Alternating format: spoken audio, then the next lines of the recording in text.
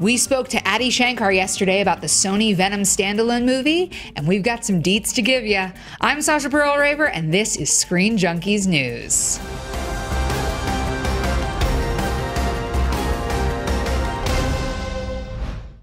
This week, Splash Report ran a story indicating that Sony was eyeing producer Adi Shankar to direct their solo Venom movie. Yesterday, he sat down with our very own Roth Cornett, who is with us now to clarify what he had to say. Hi, Roth. Hi. How's it going? Friday. Happy Friday, girl. So for those who might not know, who is Adi Shankar? So Adi Shankar is an actor, but also a producer, and he's done a number of films actually online. Bootleg films. He did this one a couple of years ago called Venom, Truth and Journalism with Ryan Quantine, which was awesome. It's really cool. And if you haven't seen it, you should definitely check it out. He also did the dark and gritty Power Rangers with Katie Sackhoff. Oh, yeah. He produced Dread.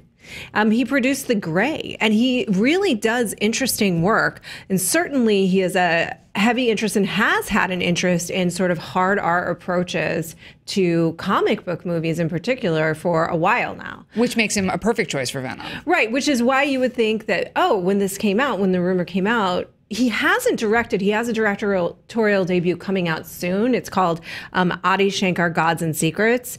But so that was the only thing that gave me pause. But when you think, oh, who would be a great fit for Venom from a fan perspective, it's the person that produced this film. Sure. So I asked him if he would be interested in directing the live action Venom movie. Here's what he had to say. No. And don't get me wrong, I'm flattered. I mean, all of this is somewhere in between flattering and just completely insane. And you know, I hope I don't come off as either disrespectful or ungrateful because I'm just, these opportunities are amazing.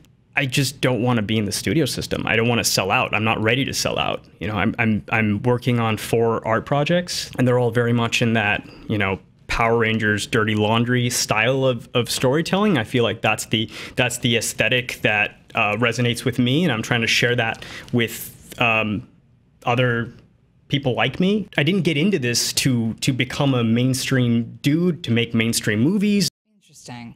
All right. Well, first and foremost, when we started working on the story, my first question was, wait, what is Splash Report? And why are we quoting them? Yeah, so Splash Report, Kelvin, who used to run Latino Review, this is his new site. So for you guys that are out there that are not us, that have been following these sites for a lot of years, Latino Review was a site that would frequently report scoops, and some of them were right and some of them were wrong. And there's a lot of speculation on where they get their information from and how savory that may or may not have been.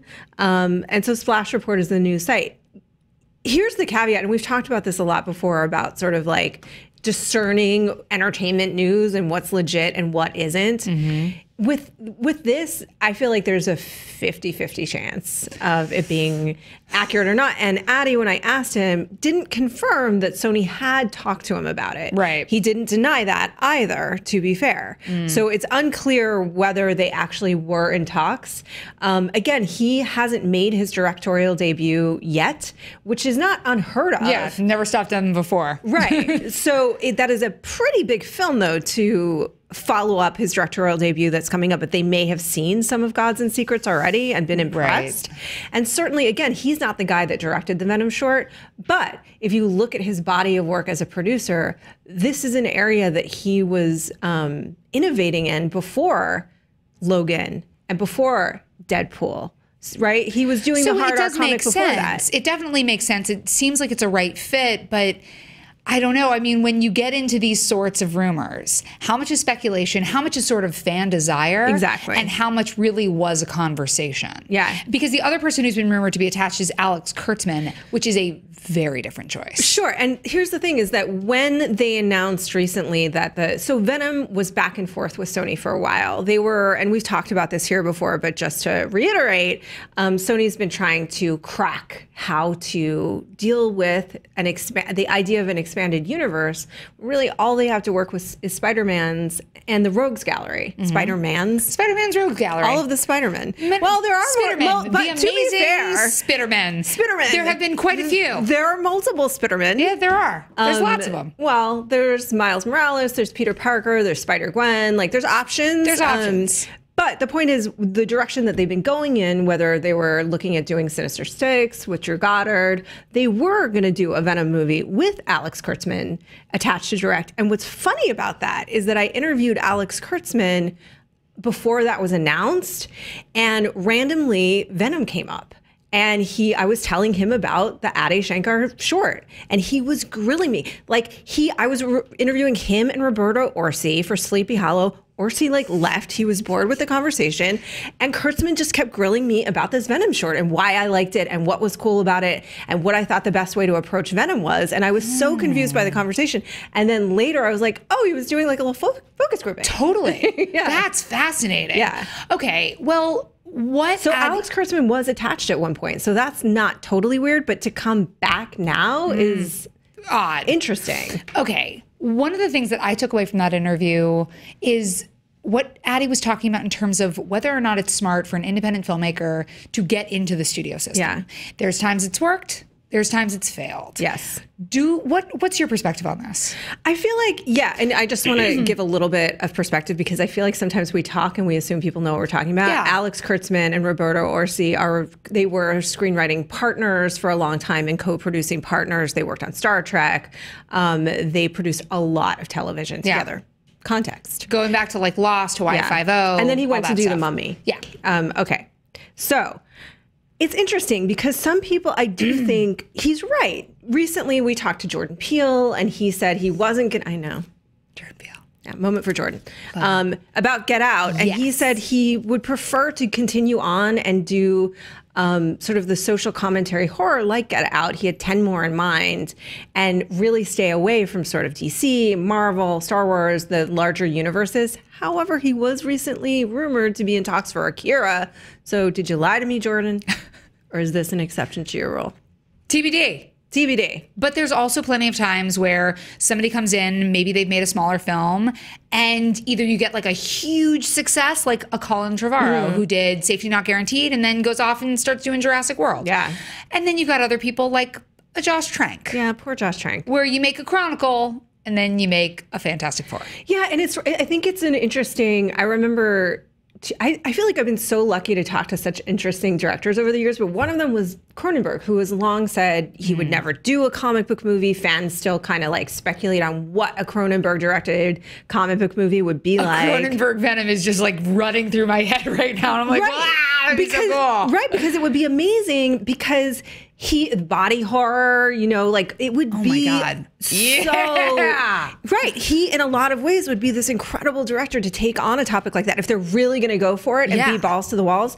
But that's the question. He, on the set of Cosmopolis with Robert Pattinson was apparently, he said he was shocked that Cronenberg didn't have to get studio approval for every decision for the color of the walls. And Cronenberg was like, I could never work under those conditions. Yeah. I have to be able to direct if I'm going to direct.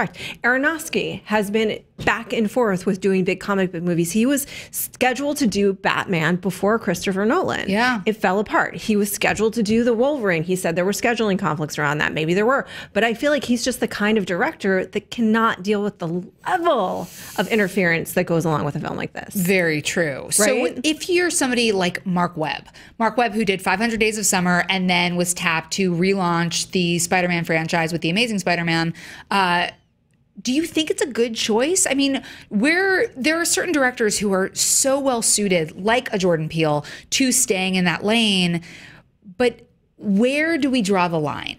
Does the studio need to back off? Or does independent film making and makers, do they still need to flourish? And should they sort of stick in that zone? Yeah, I feel like it depends on the creator. And you have to kind of know who you are because Edgar Wright, as we know, had so much passion for Ant-Man.